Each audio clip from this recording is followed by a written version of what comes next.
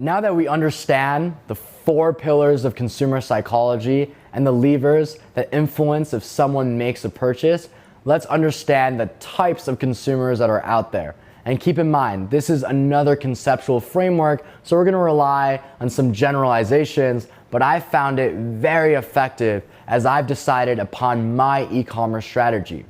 So, all consumers can basically be broken down into a bell curve-like shape composed of 3 different categories. And we're gonna be making an assumption that spending money is like causing pain to oneself. I know I certainly feel that way when I end up overspending on a dinner with a hot date, or wake up after a night out at a club realizing that the bottles were a little pricier than I expected. Spending our money is painful, and we wanna minimize that, and that's how consumers are thinking. So, the first category of buyers is gonna be called your impulse buyers. They constitute around 20% of the market. These consumers spend without hesitation, they don't feel much pain before making a purchase, and they are motivated by excitement and limited opportunity.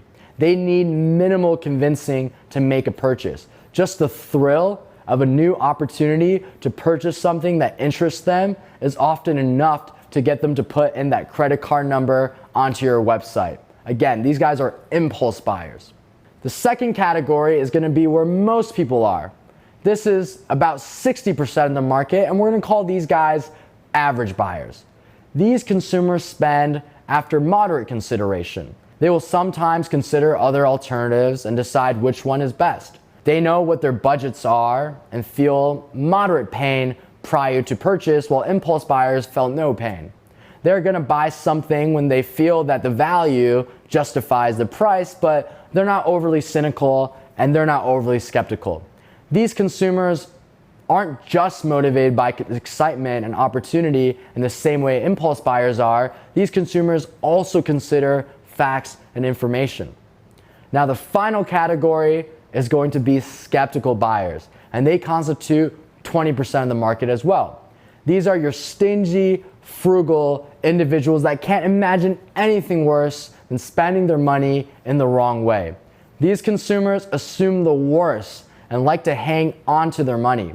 They will always conduct copious amounts of research on alternatives and on the products before buying. In fact, they prefer a world where they don't have to spend any money at all. Now, these guys are not motivated at all by excitement or opportunity. They are only motivated by facts, information, and additionally, an argument on why they need something and why they should buy that thing from you as a merchant. Now, it's helpful to view this category and this framework as a spectrum. So if we imagine impulse buyers to be on one end of the spectrum and then skeptical buyers on the other end with average in the middle, people fall along this entire spread. So what does that mean for us as e-commerce entrepreneurs? We aren't gonna waste our money or time trying to market to all consumers, which is something that most e-commerce businesses and entrepreneurs make a major mistake with. Instead, you and I are gonna aim to capture all of the impulse buyers and then at least half of the average buyers that lean towards impulse buying. So why are we ignoring skeptical buyers? It's simple. These are the people that are gonna do so much extensive research on Google and Amazon that they're gonna realize you are drop shipping anyways. It only takes a few Google searches to realize that you are sourcing your products from AliExpress, and why would we waste our resources, time, energy, and thinking on people like that that are never gonna convert? Now you may be wondering, Kevin, is going after 50% of the market really a winning strategy? It just feels bad leaving value on the table. The answer is yes. Think about how big the global e-commerce market is. Because remember, Facebook allows us to sell to the world, not just the United States. So if we can focus our efforts on just half of the market, we can build a massive business. In fact, every sale of my $20 million generated was due to this strategy. And this is what I call target conscious acquisition strategy. Meaning we have a specific target audience in mind, and everything we do is going to be geared towards acquiring that audience not any others. And again, we're going after impulse buyers and then average buyers that lean towards impulse.